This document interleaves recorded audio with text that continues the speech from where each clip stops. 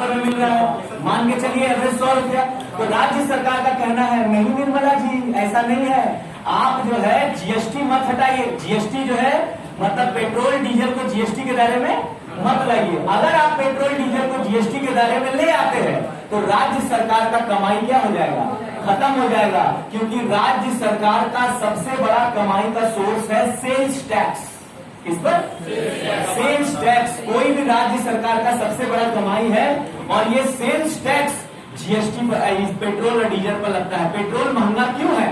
Petrol महंगा इसलिए है क्योंकि हम इंटरनेशनल मार्केट से जो तेल खरीदते हैं, सऊदी अरब से, ईरान से, ये सब से हम तेल खरीदते हैं कितने रुपए में? 30 रुपया लीटर। कितना रुपया लीटर?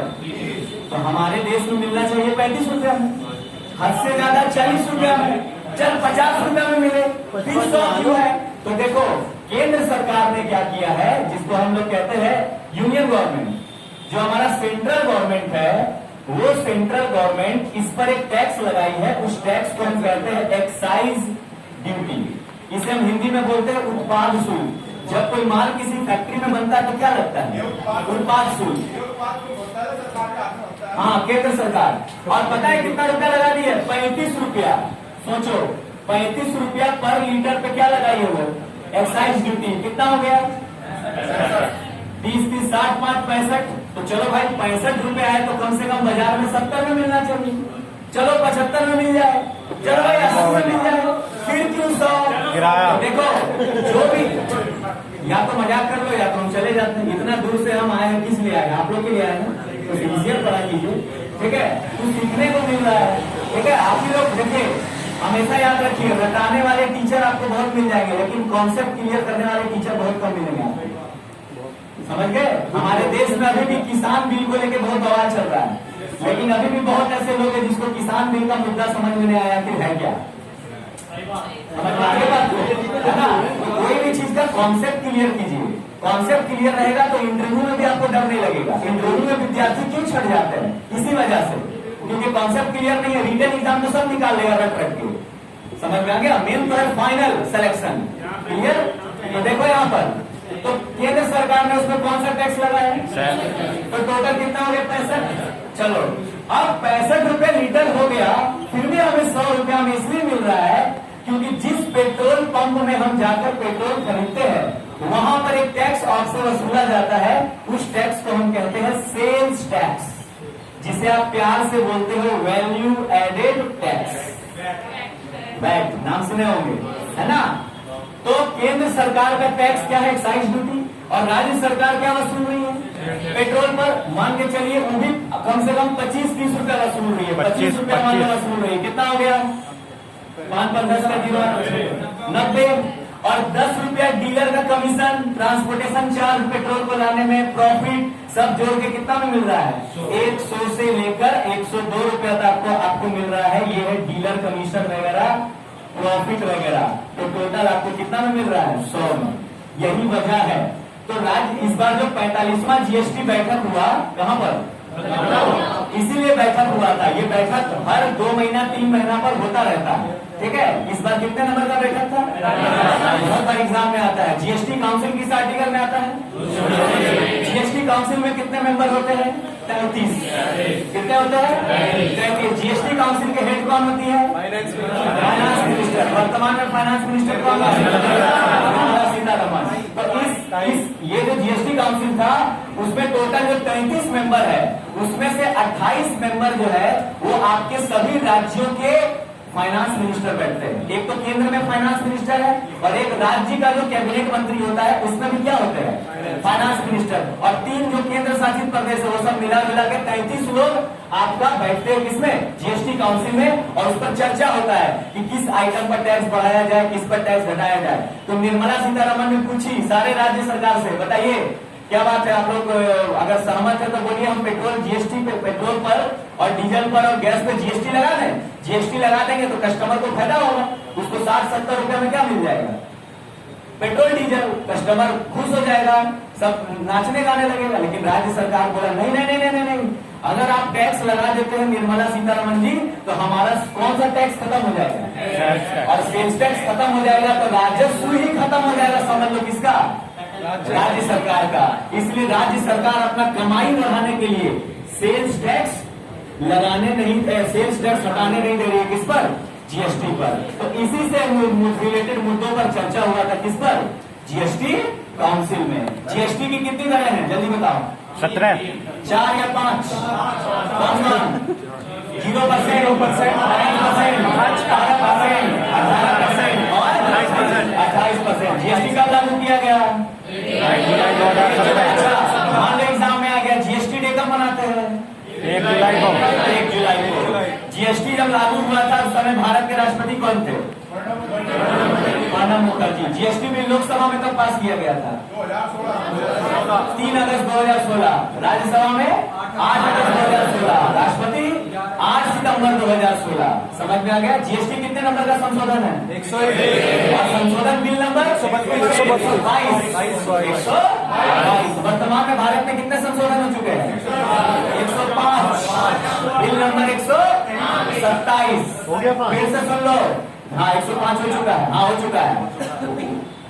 फिर से सुन लो। GST amendment number 101। GST bill number 122। वर्तमान में कितने संशोधन संविधान में हो चुके हैं? 105। और कितना नंबर बिल? 127। पहला संशोधन कब हुआ था? 1951 में। चलिए, वेरी गुड। इतना पॉइंट आपको किससे रिलेटेड जानना है? जीएसटी। अगला क्वेश्चन सवाल है, वर्ल्ड पेशेंट सेफ्टी डे कब मनाया गया? वर्ल्ड पेशेंट सेफ्टी डे कब मनाया गया? विश्व रोगी सुरक्षा दिवस। विश्व रोगी सुरक्षा दिवस कब मनाया गया? बिल्कुल सही जवाब है 17 सितंबर को। 17 सितंबर को क्या मनाया गया? World patient safety day. और 17 सितंबर को याद आते ही याद रखना 17 सितंबर को नरेंद्र मोदी का जन्मदिन। ठीक है, 17 सितंबर 1950। और क्वेश्चन आता है, भारत के कौन से ऐसे प्रधानमंत्री हैं जिनका जन्म आजादी के बाद हुआ है? 17 सितंबर 1950 को। ठीक है। अच्छा, ये वर्ल्ड पेशेंट सेफ्टी डे जो मनाया गया, ठीक है, वो क्यों मनाया जाता है? किसके लिए? पेशेंट को बीमारी से बचाने के लिए, उसके रोकथाम के लिए ये बनाया जाता है हर साल। कौन बनाता है ये? प्रत्येक वर्ष WHO। WHO का पूरा नाम? चलिए, WHO की स्थापना कब हुई? 7 अप्रैल 1948। इसीलिए हर साल 7 अप्रैल को मनाया जाता है वर्ल्ड हेल्थ डे। एग्जाम में आता है विश्व स्वास्थ्य दिवस कब मनाते हैं? 7 अप्रैल को। और WHO बहुत कोरोना वायरस में फेमस हुआ था। ठीक है, वो WHO के हेड कौन? टेड्रस अधानस। पढ़े थे ना आप लोग? चलिए, WHO का हेड क्वार्टर जेनेवा। जेनेवा कहाँ पर है? स्विट्जरलैंड। स्विट्जरलैंड की कैपिटल? बर्न। स्विट्जरलैंड की कैपिटल बर्न। स्विट्जरलैंड की करेंसी स्विस फ्रैंक। क्या है? Swiss franc. तो देखो, एक करंट अफेयर से उससे रिलेटेड कितनी चीजें क्या हो जा रही है? क्लियर? समझ गए? अगर इसी तरह हम लोग रेगुलर प्रैक्टिस करते रहे तो सोचो 3 से 4 महीना में तैयारी कितनी सॉलिड हो जाएगी। सोचो, महीना भर में आग लग जाएगा तुम लोग का करंट अफेयर में, स्टैटिक में। चलिए, अगला सवाल है, इस बार पोषण सप्ताह मनाया गया था, न्यूट्रिएंट्स वीक। 1 से 7 सितंबर। 1 से 7 सितंबर का क्या था? न्यूट्रिएंट्स वीक, पोषक सप्ताह। कौन कौन से पोषक तत्व होते हैं? Carbohydrate, protein, fats, vitamin. चलो, जल में घुलनशील विटामिन कौन? और वसा में? पक्का? चलिए, वेरी गुड। अगला, विटामिन की खोज किसने की? सी फंक ने 1911 में। चलिए, अगला सवाल, चाय में कौन सा न्यूट्रिएंट्स पाया जाता है? नहीं, कोई भी नहीं। राइट आंसर होगा कोई भी नहीं। चाय में खतरनाक जहर और केमिकल पाया जाता है, निकोटीन, कैफीन, केसिन। और निकोटीन, कैफीन, केसिन कोई पोषक तत्व नहीं है। चलिए, अगला सवाल है, नेक्स्ट आपका अगला सवाल, नेशनल टीचर्स डे कब मनाया गया? 5 सितंबर। और वर्ल्ड टीचर्स डे कब मनाया जाएगा? 5 अक्टूबर। 5 सितंबर को national teacher day, 5 October world teachers day. और ये जो टीचर्स डे है उसी दिन 5 सितंबर के एक और डे मनाया गया था, इंटरनेशनल चैरिटी डे, अंतर्राष्ट्रीय दान दिवस। ठीक है। चलिए, नेक्स्ट सवाल है, क्वाड देशों का समिट की मेजबानी किसने की थी? एक देश है जिसको हम कहते हैं क्वाड, QUAD, क्वाड देश। क्वाड देश की मेजबानी किसने की थी? यूएस, जापान, इंडिया और ऑप्शन, मतलब किसने की थी इसकी मेजबानी? Narendra Modi, Joe Biden, Scott Morrison, Yoshihide Suga. Scott Morrison, Joe Biden या जो बाइडेन कहा? अच्छा, क्वाड में कितने मेंबर है? 4। कौन कौन नाम बताओ? India, US, Japan, Bharat, America, Australia और जापान। भारत, अमेरिका, ऑस्ट्रेलिया और जापान। ये क्वाड सम्मेलन इमरजेंसी में लाया गया था। ये जो तालिबान का कब्जा हुआ है अफगानिस्तान में, तो बहुत सारे देश सहम गए हैं, डर गए हैं।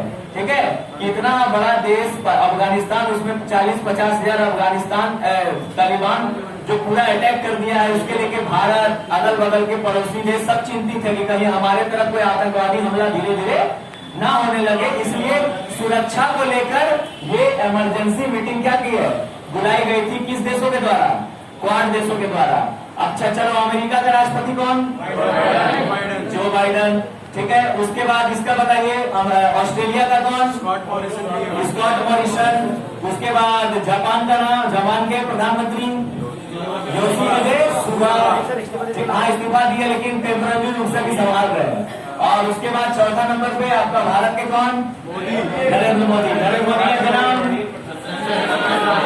चलिए अगला, ब्रिक्स का विदेश मंत्रियों की 2021 की बैठक की अध्यक्षता विदेश मंत्रियों में भारत से कौन किया था? एस जयशंकर। ब्रिक्स में कितने मेंबर होते हैं? 5। बी से ब्राजील, आर से, आई से, इंडिया, सी से, कनाडा, एस से, South Africa. South Africa BRICS का मेंबर कब बना था? 2010। 2010 में। चलिए को वेरी गुड, बहुत अच्छा पार्टिसिपेशन है आप सबका। नेक्स्ट, विराट कोहली ने क्रिकेट के किस प्रारूप से छोड़ने की घोषणा की है? T20। अच्छा, हमारे देश में क्रिकेट जो है, क्रिकेट उसको रेगुलेट कौन करता है? बीसीसीआई का पूरा नाम बताएं। बीसीसीआई की स्थापना कब हुई थी? 1928, 1928। बीसीसीआई का मुख्यालय मुंबई में। बीसीसीआई के अध्यक्ष कौन है? सौरभ गांगुली। और जय शाह, नाम सुने? अमित शाह के बेटे जय शाह।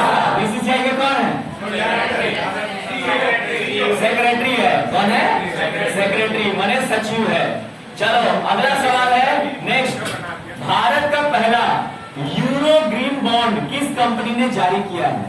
भारत का पहला यूरो ग्रीन बॉन्ड किस कंपनी ने जारी किया है? 3 option, power finance corporation limited, Hindustan limited, Infosys. क्या जवाब होगा? राइट आंसर है पावर फाइनेंस कॉर्पोरेशन। क्या नाम है? Power finance corporation. अब देखो सवाल है कि ये बॉन्ड क्या होता है। सवाल है बॉन्ड क्या होता है। आप लोग पढ़े होंगे इकोनॉमिक्स में कैपिटल मार्केट, जिसे हम कहते हैं पूंजी बाजार, जहां पर लॉन्ग टर्म के लिए हम लोग लोन लेते हैं या इन्वेस्ट करते हैं, उस मार्केट को क्या बोलते हैं? कैपिटल मार्केट कहते हैं। तो बॉन्ड एक ऐसा माध्यम है जिससे भारत सरकार या कोई भी कंपनी या आरबीआई या कोई भी फाइनेंशियल इंस्टीट्यूशन मार्केट में ये बॉन्ड जारी करके क्या रेज करता है? फंड। जब किसी भी कंपनी को पैसे की जरूरत होती है, सरकार को पैसे की जरूरत होती है, तो वो क्या इश्यू करती है? बॉन्ड इश्यू करती है। और बॉन्ड के बदले में सरकार जो है या कंपनियां जो है वो मार्केट से लोन लेती है। क्या लेती है? और उसके बदले में इन्वेस्टर को क्या देती है? इंटरेस्ट। ठीक है, तो एक कंपनी है, उस कंपनी का नाम है पावर फाइनेंस कॉर्पोरेशन लिमिटेड। क्या? Power finance corporation limited. ठीक है, पावर फाइनेंस लिमिटेड बिजली बनाती है और पावर फाइनेंस कॉर्पोरेशन लिमिटेड वो एक तरह का फाइनेंस का काम करती है, बैंक के जैसा। तो उसी के थ्रू वो मार्केट में एक बॉन्ड जारी कर रही है। उस बॉन्ड का नाम क्या है? Euro green bond. Green energy को प्रमोट करने के लिए, क्योंकि अभी हम लोग किस पर काम कर रहे हैं? सोलर एनर्जी पर। तो उसके लिए कंपनी को पैसे की जरूरत है, ठीक है, उसके विस्तार के लिए। तो उसने कहा क्या लॉन्च किया है? ग्रीन बॉन्ड जारी किया है। समझ में आ गया? चलिए, तो किसके थ्रू जारी किया है? Power finance corporation limited. इसका हेडक्वार्टर कहाँ है? न्यू दिल्ली।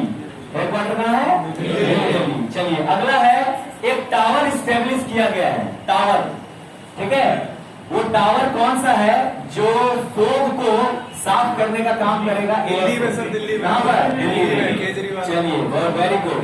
अगला सवाल है आपके सामने, शांतिपूर्ण, जिसको हम कहते हैं पीसफुल मिशन 2021 संयुक्त आतंकवाद विरोधी अभ्यास किस देश में शुरू हुआ है? रसिया में शुरू हुआ है। बात रसिया की हो रही है। रसिया की कैपिटल मॉस्को। रसिया की मुद्रा रशिया के राष्ट्रपति Vladimir Putin. Very good. Russia के प्रधानमंत्री मिखाइल मिशुस्तिन। क्या नाम है? Mikhail Mishustin. और एक पर्वत है यूराल पर्वत। कौन सा पर्वत? यूराल पर्वत जो है वो एशिया का सबसे ऊंचा पर्वत है, जो कहां पर है? यूरोप। और रसिया एक ऐसा देश है जिसका कुछ भाग एशिया में पड़ता है, कुछ भाग यूरोप में। और ये रसिया जो है यूरोप में भी है और एशिया में भी है। एशिया और यूरोप के बीच एक जो रसिया का बॉर्डर है, वहां पर एक पर्वत है, उस पर्वत को हम कहते हैं यूराल पर्वत। क्या कहते हैं? यूराल पर्वत, जो एशिया को यूरोप से क्या करता है? अलग करता है।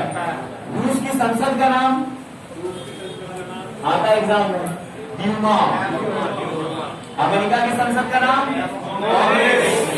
जापान की संसद का नाम डायरेक्ट। ठीक है। अफगानिस्तान की संसद का नाम शोरा। अब तालिबान हो गया है। चलो, रूस की सबसे लंबी पर्वत श्रृंखला एल्ब्रूस पर्वत। क्या नाम है? एल्ब्रूस पर्वत। सबसे लंबी श्रृंखला रूस की कौन है? एल्ब्रूस पर्वत। और रूस से दो चीज हमारे देश में लिया गया है। पहला एग्जाम में आता है, मौलिक कर्तव्य किस देश से लिया गया? रूस से। फंडामेंटल ड्यूटी कहां से लिया गया? रूस से। और एक चीज लिया गया है, योजना आयोग, प्लानिंग कमीशन, जिसका नाम बदल के क्या हो गया है? लिया गया है। ये भी कहां से लिया गया है? रसिया से लिया गया है। ठीक है। और पीसफुल मिशन संयुक्त आतंकवाद विरोधी अभ्यास कहां पर हुआ? रसिया। हो गया या होने वाला है? 13 से 25 सितंबर तक हो चल रहा है। कितना से? 13 से 25 सितंबर तक होगा। 13 से 25 सितंबर तक होगा। ठीक है। प्रैक्टिस होगा दोनों देशों के बीच। अगला सवाल, सेल्फी विथ टेम्पल मिशन किस राज्य सरकार ने शुरू की है? सेल्फी विथ टेम्पल मिशन मतलब टेम्पल में जाके आप क्या ले सकते हैं? बताइए। उत्तराखंड। कौन सा राज्य में? उत्तराखंड में। तो सेल्फी विथ टेम्पल मिशन किस राज्य ने शुरू किया? उत्तराखंड। ताकि लोग सेल्फी ले सके, पोस्ट कर सके और दिखा सके कि वहां के मंदिरों का क्या माहौल है। और अगर कोई मंदिर टूटा फूटा है तो सरकार उसका क्या करेगी? मरम्मत करेगी। ठीक है। इसको अवेयर प्रोग्राम चलाने के लिए। अगला सवाल है कि बात उत्तराखंड की हो रही है। उत्तराखंड में एक खास नेशनल पार्क है, उसका नाम आप बताएं। Jim Corbett. Jim Corbett national park India का सबसे पहला नेशनल पार्क, जिसकी स्थापना कब हुई थी? 1936 में। जिम कॉर्बेट नेशनल पार्क को पहले किस नाम से जाना जाता था? Heli national park. इस नाम से हेली नेशनल पार्क। और Jim Corbett national park Uttarakhand के किस जगह पर है? रामगंगा नदी के पास है। ठीक है। हाँ, रामगंगा नदी चंदौली के पास। रामगंगा डिस्ट्रिक्ट भी है और रामगंगा नदी के पास भी पड़ता है। अगला सवाल, उत्तराखंड के कैपिटल देहरादून है। और उत्तराखंड का एक और समर कैपिटल घोषित हुआ है, गैरसैंण। ठीक है। अच्छा, उत्तराखंड के सीएम? चलिए, very good. Governor? Bhupesh Singh. सही बात है। सही, बिल्कुल सही है। अगला सवाल है आपके सामने, गोपाल बनर्जी को किस राज्य का महाधिवक्ता घोषित किया गया? महाधिवक्ता को कहते हैं एडवोकेट जनरल। और इसके ऊपर होता है सेंट्रल पे होता है अटॉर्नी जनरल। अटॉर्नी जनरल कौन है? अटॉर्नी जनरल के वेणुगोपाल। केंद्र सरकार का जो पर्सनल वकील होता है उसको हम क्या बोलते हैं? अटॉर्नी जनरल के वेणुगोपाल। अटॉर्नी जनरल का जिक्र, हेलो, अटॉर्नी जनरल का जिक्र भारतीय संविधान का किस अनुच्छेद में?